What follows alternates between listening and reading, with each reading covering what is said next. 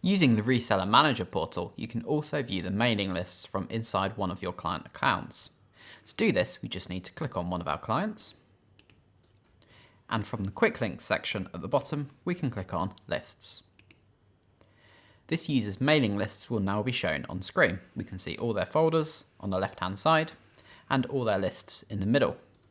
To view the contents of a list, we can just click on it. If it's a big list and you need to search for a certain contact, you can click on the search button down here. Enter your search phrase and press enter. And you can see the results will be shown on screen. To reset the search, we just click on the X button. And when you've finished viewing a mailing list, we can click on the close button here. If you need to remove a mailing list from one of your customers' accounts, we can see the trash can icon up here. We can click on it to open the delete gutter. To delete a list, we just need to drag it across and drop it in the gutter over here.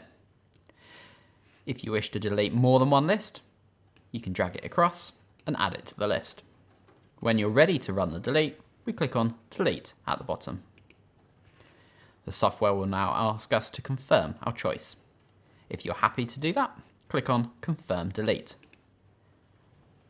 Our selected mailing lists have now been removed from your client's account.